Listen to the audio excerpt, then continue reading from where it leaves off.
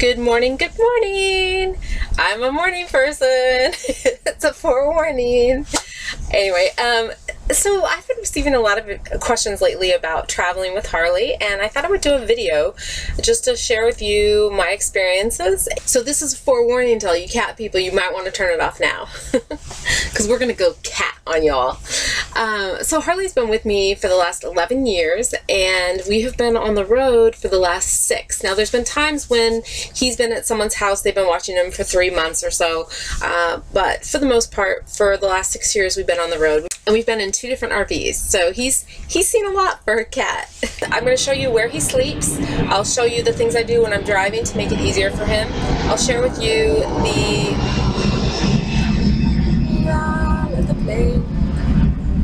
I'll share with you the traumatic experiences we had in the beginning and how things we did in the beginning that didn't work out so good, and how I got him trained on a harness. I never thought that was possible whatsoever, and when he did get out and run away, things I learned from that experience. So I hope this helps some of you, and like I said, I'll probably do it in parts, so it might be a little disjointed.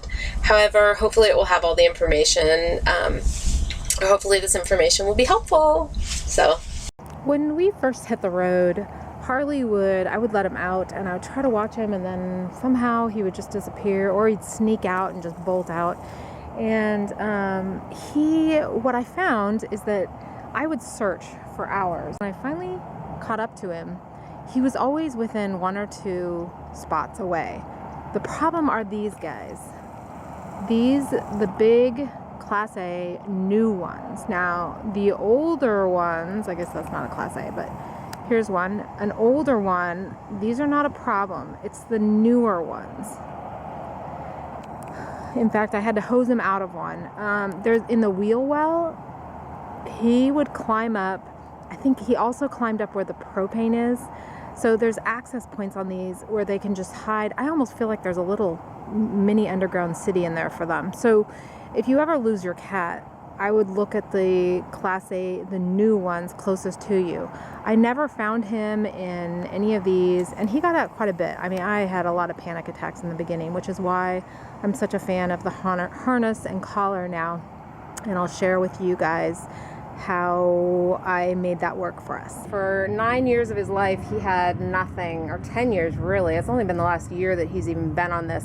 And what I did is I just took the collar and I let him walk around the house with it. Nothing else, just the collar around his neck, and just let him kind of go through his pain and suffering.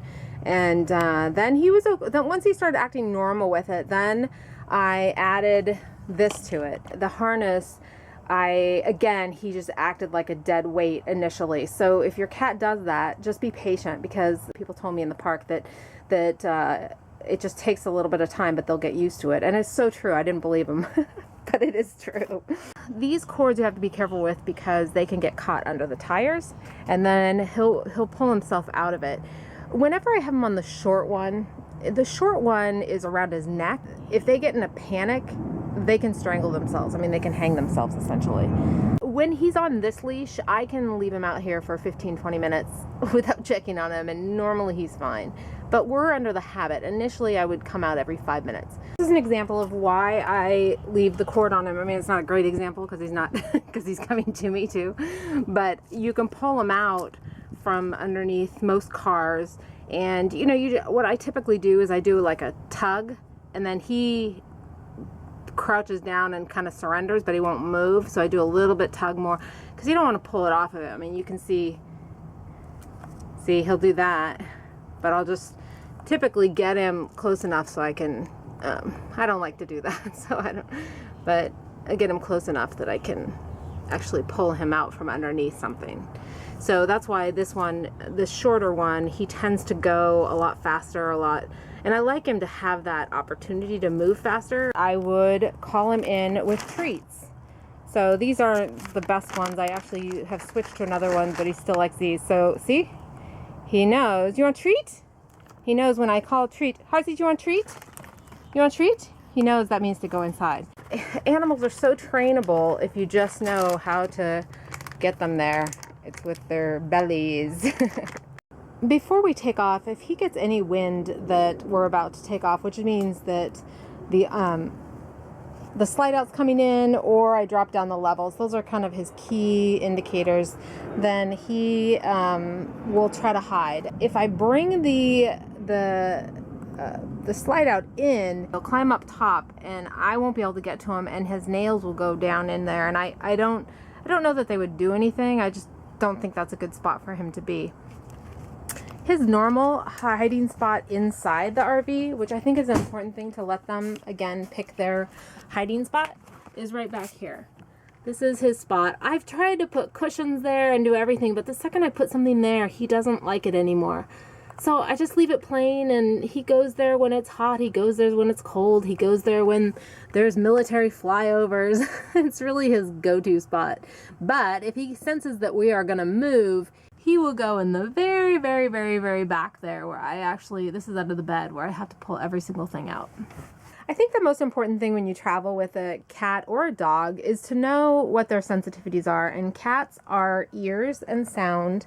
So because cats are so sensitive to sound, I do little things like I do not have the windows open when we're driving, and I do not, so the air conditioning, whenever Harley's in the car, we have the air conditioning on a light flow. The other thing I do is with the radio. A lot of times he's sleeping in the car, but the radio is really overwhelming to him sometimes, and so I see he's going into his hideout now. he's in there because of the plane. With the radio, I adjust all of the speakers so there's just one going. So the back ones are always forward, and then the forward I have only at, if he's on my lap, then I move it to the passenger side, but if he's not on my lap, then I have it on my side. So there's only one speaker when we're driving. In my original setup, which I'll show you a picture right here,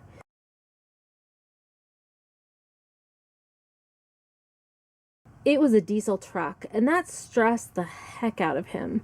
And so I ended up putting him in the trailer instead of the truck because the diesel noise was so overwhelming for him. He could never get comfortable. And I now know that was just a horrible thing to do, because even though I had sway bars, the bouncing in the back is just a lot of movement for an animal. They really shouldn't be in the trailer at all, but I didn't know, and I was trying to keep him calm because the diesel engine was so overwhelming. I also started him out, Parsley, why is your ear tweaking? I started him out in a carrier. Didn't like that, and so now I let him roam free, and that's just always what he's been doing for the last probably 5 years. I mean, it was only in the very beginning that I had him in a carrier. So I think that's really important, is just to let them choose their spot. When we are on the road now in this vehicle, Harley sleeps right in this corner spot right here. So it's behind the passenger seat underneath the back seat. That little mat you see right there is a grounding mat, and I don't know if it helps or not. He hasn't had it the entire time, but I do find him sleeping on it sometimes, whereas before he'd always sleep right here. When we travel for just an hour, or no, I should say 2 hours or less, I just provide a little bit of water.